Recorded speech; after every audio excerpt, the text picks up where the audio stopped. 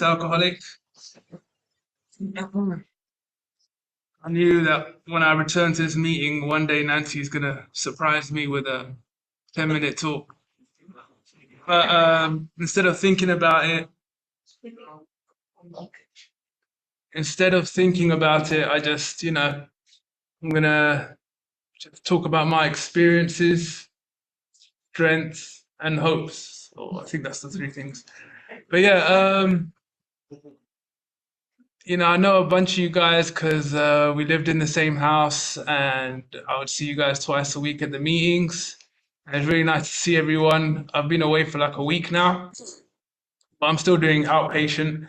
So it's really good to stay in touch with in contact with all the guys from Fred Brown because after you do the 3 months, you feel like a real brotherhood between us guys. But when I first got here, I didn't want to know anyone, just wanted to leave. But as I've stayed, I've started to like the man in the mirror. But I'll talk a little bit about my background. So, my name's Alec. I was born and raised in East London, England. And my earliest memories of being a naughty child was ever since I was young, anything I did addictive. I did it in an obsessive way and in a negative way. Looking back, I wish I had taken some positive habits in life, but instead I went to the bad side. So like I remember the first time I drank, and every time I drank my whole life, I was a blackout drinker. So I drank to get drunk, and I thought it was because I'm from England, and everyone in England doesn't drink to enjoy the drink. We drink to get drunk. But not like the rest of Europe, like French people and other people. They sip their wine. British people, we just drink our beers. But out of all my family, out of all the friends I know, was the only one that couldn't handle his drink. So the joke was, it wasn't a joke, but it was a fear of my families and my friends. No one wanted to go out with me. And then when it came to like weddings or events with my family, from 17, 18 years old, I'd already got the stigma, I guess, of don't let him near alcohol, don't let him near drink because he can't, there's something wrong with him when it comes to drinking. And I never thought nothing of it. I just thought that's normal until I realized there was a problem with it. So from the first time I drank up until the last time I drank, I was a blackout drinker. I was a violent drunk, a violent drunk that couldn't fight, but would go up to like 20, 30 guys and be like, and I have scars, unfortunately, to show for it, but nothing else. And getting arrested and stuff like that. And I would say some horrible things to people. People very close to me. I've said some very, very bad stuff, which I regret to this day. And when I do get to the step 9 of my amends, there are some people I owe a sincere amends to.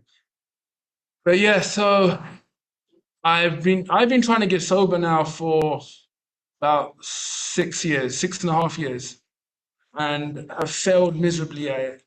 And I wish I was one of those people that the first time they walk into a AA room or NA room, they get it. And I know people like that, but that's not my story. I've been trying to get sober, and I have enjoyed period of sobriety in these last 6 years of almost 2.5 years, 2.5 years sober, and that was the best time of my life.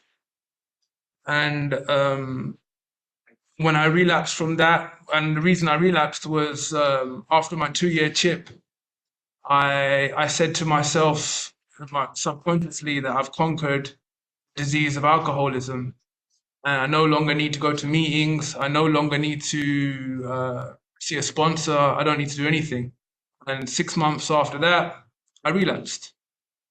And ever since then, I've tried. I wouldn't say try, but I've been trying, and I just couldn't get sober. So finally, I came to the desperation because I don't know about you guys, but I wasn't gonna walk in here with life was good. I needed to really get to the worst point of my life where and I wanted to come here and I needed to come here, and that's what it took for me, that desperation and that whole destruction of my life. And I always thought to myself, why me? Why can't I be one of those people that just get it?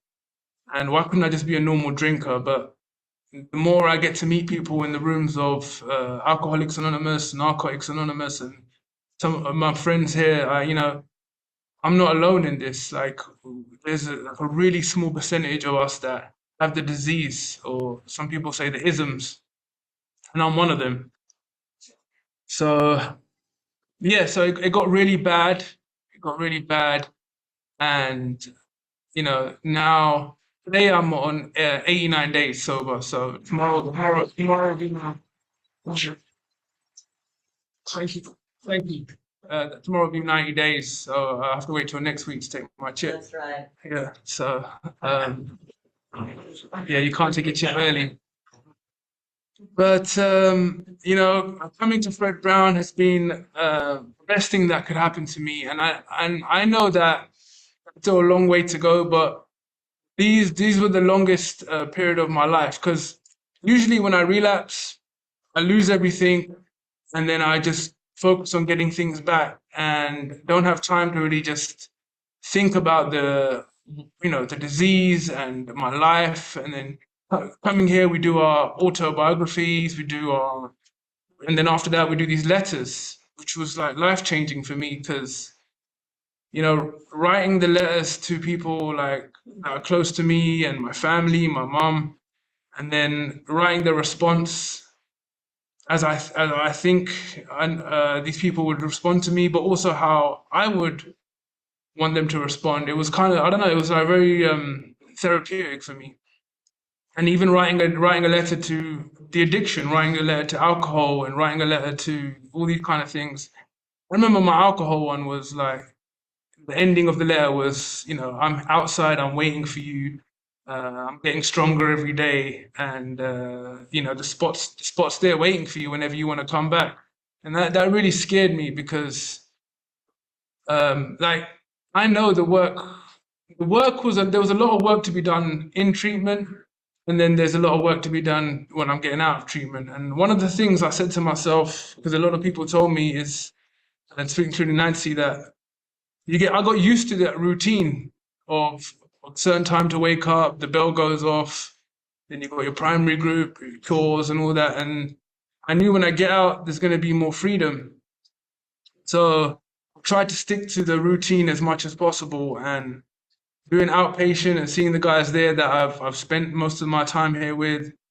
And then coming here tonight, I don't get me wrong, there's part of me that didn't want to come tonight, and I'll be honest with you guys. And I have a dog at home that, like, he was like, I came home, I was lying down, and he started sleeping on my leg, and I'm just like, okay, you know what? I can't let the dog wake up, so I'm not gonna go to the meeting.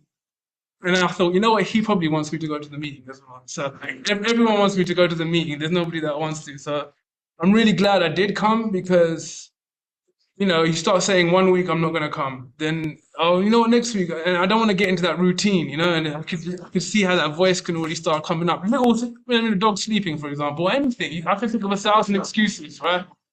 I can think of 1,000 excuses of why you don't need to, but the number one reason and the most important thing is, if I don't stick to this routine and stay connected with my brothers here, then I just, I, it's a life for me. It's a life or death. It's come to that point of my life where it's life or death. It's not funny no more. It's not cute no more. It's not, it's young. I can't even use any of those excuses anymore. I'm not young anymore. I'm not. It's not my first rodeo of trying to get sober. So, and my last couple of relapses were so bad that it is life or death. And you know, I just I wake up every day, and the first thing I do is I go outside and I sit there and I just remember, because one thing I don't want to ever do, which I can do, is forget.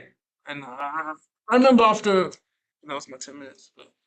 I remember even after like 2 weeks of being in treatment, my mind quickly forgot how bad I walked in. I walked into the place with bloody hospital socks on, straight from like, people thought I was crazy when I walked into that house. So, and then 2 weeks later, clean shaven, this and that, I'm totally like forgetting about it. So every morning I wake up with that life or death, how bad it was, because I don't want to ever forget. I don't want to forget. And I keep pictures on my phone of my face all bruised up or swollen from all the alcohol or yellow eyes, just to remind myself. And then I hear stories every day of people that did one more relapse and now they're dead and things like that. And that's how serious it is. It's not. That's how bad it is. So I don't really have much else to say apart from that. I just wanted to talk more about my solution and getting sober instead of, because everyone, it's not really like I got more drunk than you or I did more drugs than you. It's not that. It's everyone's low is relative to their life, and we all share that same thing of we just don't want to be. We don't want to do it no more, and I believe a lot of us don't want to do it no more. So life is a lot better now, and I have to remember that every day, and that if I make that split second choice, I could throw it away literally within yeah, like within 1 minute, everything will go, and that's what I have to remember to myself. And I just really appreciate all the staff at Fred Brown, all the guys sitting there on the table, and Nancy and all my brothers here, really, because we've got real like I love you guys, man. Seriously, we've all been through this together, and see Jared, man. But seriously, like we're all brothers here, and all the guys who have just got here 3 months ago by real quick. Uh, on future trip, don't regret about the past. Just you're in recovery. As my counselor once said to me after hearing my story, wow, you you are in the right place at the right time, and there's a reason that you're not dead or in jail for the rest of your life because you're meant to be in treatment right now, getting well. So that's what I got to say. Thank you very much.